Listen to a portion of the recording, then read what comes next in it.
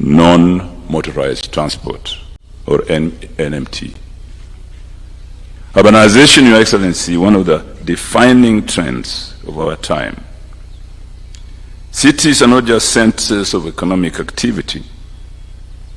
They are crucibles of innovation, hubs of culture, and engines of progress. Yet, with rapid urban growth comes a host of challenges, from congestion and pollution to inadequate infrastructure and social inequality. The task before us is clear, Your Excellency. We must embrace the opportunities presented by urbanization while addressing its associated complexities. The program we're launching today is built on the principles of sustainability, resilience, and equity. The development objective is to strengthen the capacities of urban institutions to do the following, Your Excellency.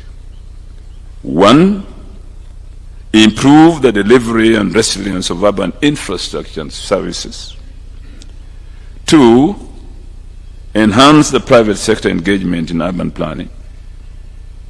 And 3, support the transition of refugee camps into integrated host community refugee settlements, especially, Your Excellency, in areas which are prone to natural disasters. Your Excellency, ladies and gentlemen, sustainable urban development is more than just bricks and mortar. It's about fostering communities where every individual has the opportunity to thrive regardless of their background or circumstance. Central to this approach is the concept of inclusive urbanism. We recognize that the true measure of a city's success lies not in the skyscrapers or GDP, but in the well-being of its residents. This means ensuring that our urban spaces are accessible to all, and they are safe, clean, and green, and they offer ample opportunities for employment, education, and recreation. Your Excellencies, fellow governors, ladies and gentlemen, achieving this vision requires more than just government action. It demands collaboration and partnership across sectors and stakeholders, from the public and private sectors to civil society and local communities. It requires us to harness the power of technology and innovation to create smarter, more efficient cities. And it calls for bold leadership and long-term commitment to see our plans through to fruition. As we embark, Your Excellency, on this journey through the launch of the second Kenya Urban Support Program, let us remember that the true test of our success will not be measured in ribbon-cutting ceremonies or press releases, but in the tangible improvements we bring to people's lives. And finally, Your Excellency, let us strive to build cities that are not just sustainable and prosperous, but also compassionate and inclusive. And let us leave a legacy that future generations will look back on with a gratitude and pride. Your Excellency, the future is urban. I thank you.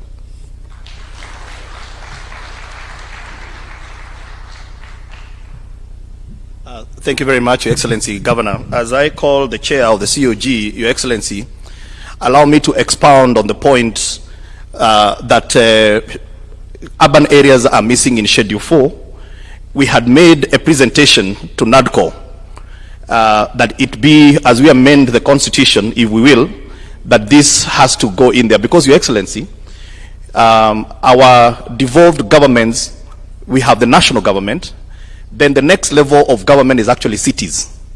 Then below that, of course, we have the counties, we have municipalities, we have got towns, and then we have got markets. The cities that have been chartered, the only thing we have had, Your Excellency, are beautiful ceremonies, the day after, nothing changes, because there is no formula for allocating monies to those urban areas. So it's a very important subject that we need to discuss, as I invite the chair of the Council of Governors to come and make her remarks. Thank you.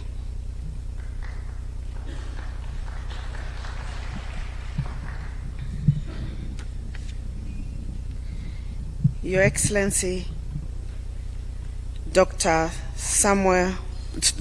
William Samoei Ruto, President and Commander-in-Chief of the Kenya Defense Forces,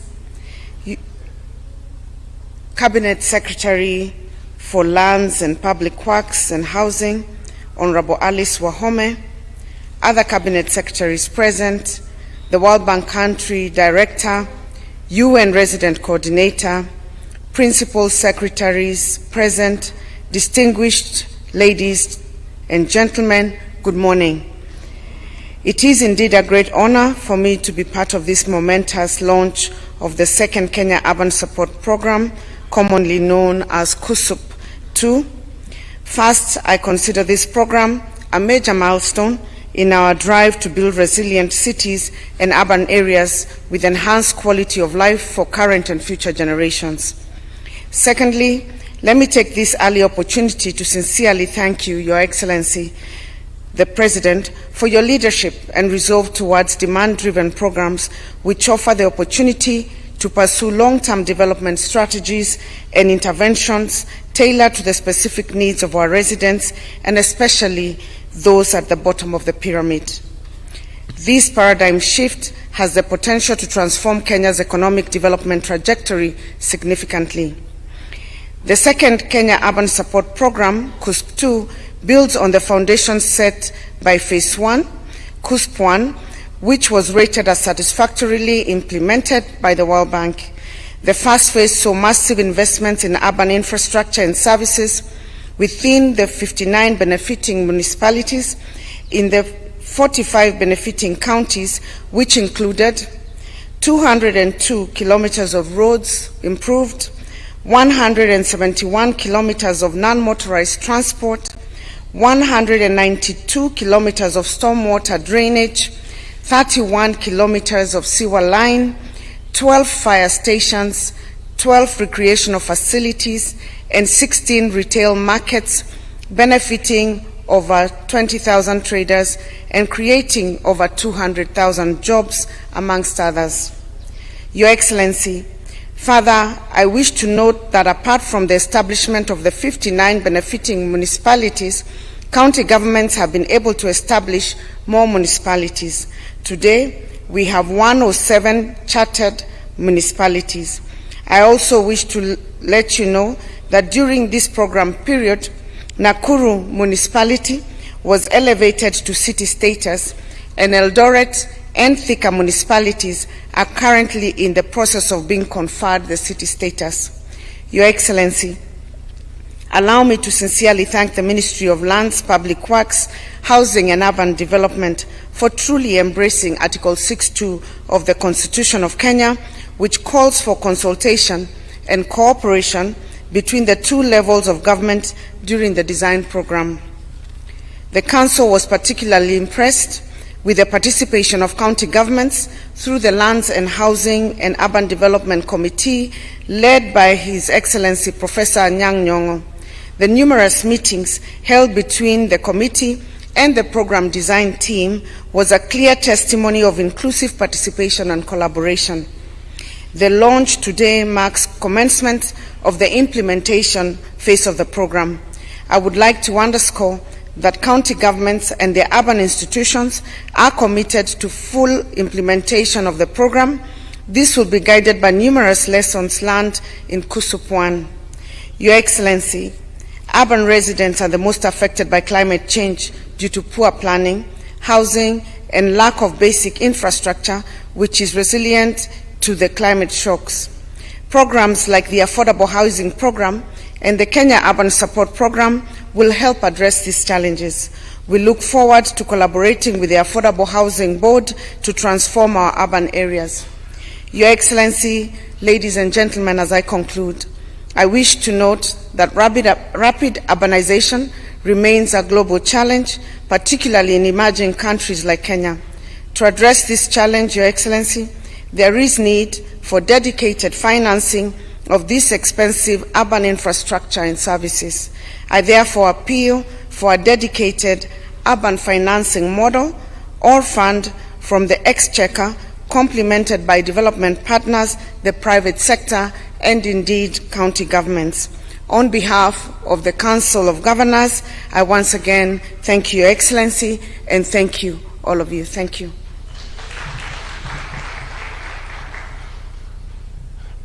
Thank you very much, Governor Anne Waiguru, the Chair of the Council of Governors.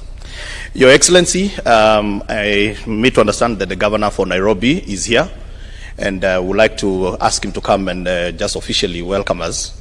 As he comes, Your Excellency, you will note that the Kenya Urban Support Program is within 45 counties. It excludes Mombasa and excludes Nairobi, simply because the two counties are too big and their needs will gobble up the entire ticket. But we have another program for them. Thank you. The PS have to make that disclaimer because, Your Excellency, I many times don't agree on why Nairobi is considered big. Your Excellency, the President of the Republic of Kenya, William Ruto, Waziri Alice, Waziri Kindiki, and Professor Ndungu, colleague governors led by our chair, development partners, World Bank, country director, and everyone who's here today. I've been asked to welcome you here. I don't know if I'm allowed to because this is Statehouse. But generally, welcome to Nairobi. This program is indeed important for us because the future is greatly urbanizing. Our city is urbanizing. By, I think, 2050, 65% of the world's population is going to be in cities. In Nairobi, for instance, we'll have 10.5 million people in this capital city by the year 2050. We need to think hard about how we future-proof our cities. I think the challenges that we've seen in recent days in terms of the infrastructure, in terms of housing, in terms of the drainage systems, tell us that there's need to plan for that future today. And we really want to thank the World Bank for the support that they've been offering our country in looking at our municipalities. Now, Bwana PS, where I may not agree with the CUSP omitting Nairobi and Mombasa, is that there are many ways through which we're also decentralizing our services. In Nairobi, we are now undertaking a system of restructuring our capital into boroughs. We are going to have 6 boroughs: Nairobi North, East, West, South, and Southeast, that will step down decision making, will create more centers of customer service. The County Government Act talks about service-oriented government, and that I think needs quite some support. Before we had NAMSIP, NAMSIP 1, that looked at the metropolitan areas. Many times the urban poor are neglected. If you look at interventions that have been there, for instance, the resilience and just securing livelihoods for our people in the lower areas,